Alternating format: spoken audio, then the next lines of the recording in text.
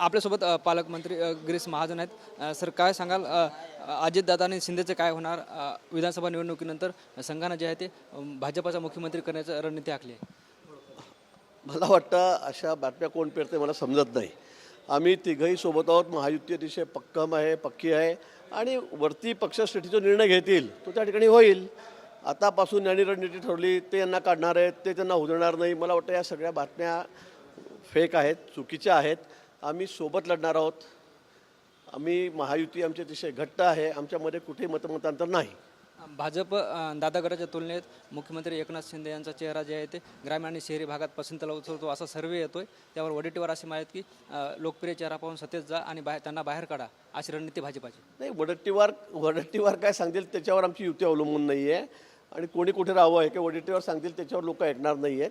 मला असं वाटतं आता घोडा मैदान समोर आहे, निवडणुका समोर आहे, त्यात समजेल ना कोणाच्या किती जागा येतात, काय जागा येतात. पण एक निश्चित आहे, महायुती आम्ही एकत्र लढणार आहोत आणि सर्वाधिक जागा, मोठ्या संख्येमध्ये जागा ह्या आमच्याच येणार आहेत. महायुतीमध्ये शिंदे मोठे भाऊ असे जे आहे ते का बैठकीत मंथन झाले.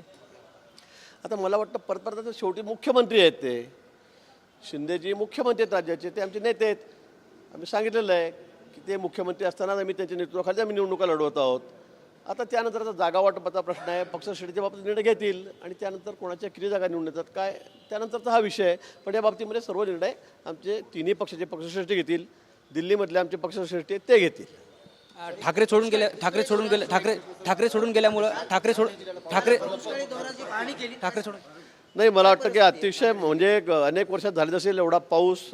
यावेळी लातूरला आम्ही काल लातूर जिल्ह्यामध्ये पूर्ण नांदेडचा काही 1-2 तालुक्यात, लोहा तालुक्यात वगैरे मी गेलेलो होतो. त्या ठिकाणी माहिती घेतलेली आहे. पण खूप पाऊस या 1 तारखेपासून या ठिकाणी झाला. विक्रमी पाऊस झालेला आहे. गेल्या अनेक वर्षात एवढा पाऊस एका दिवसात झाला नसेल तेवढा पाऊस या ठिकाणी एकेका विभागात झालेला आहे.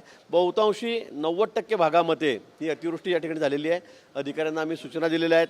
सर्व पंचनामे सुरू आहेत. आमचे कृषी अधिकारी असतील, कृषी विभागाचे अधिकारी असतील, कर्मचारी आहेत ते फिरत आहेत. महसूल विभागातले सर्व कर्मचारी आहेत, अधिकारी आहेत, ते स्पॉटवर जाऊन पंचनामे करत आहेत.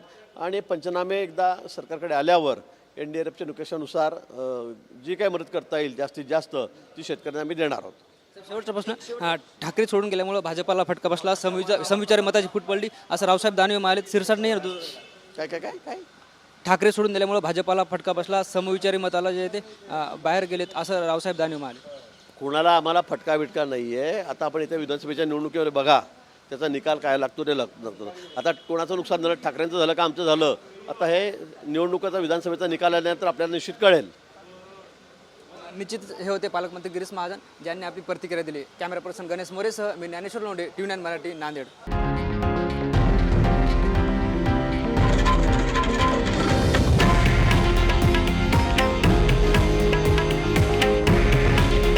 हे आहे देशातील नंबर 1 न्यूज नेटवर्क आणि आपण पाहत आहात TV9 मराठी. काळजी तुमची, हित महाराष्ट्राचं.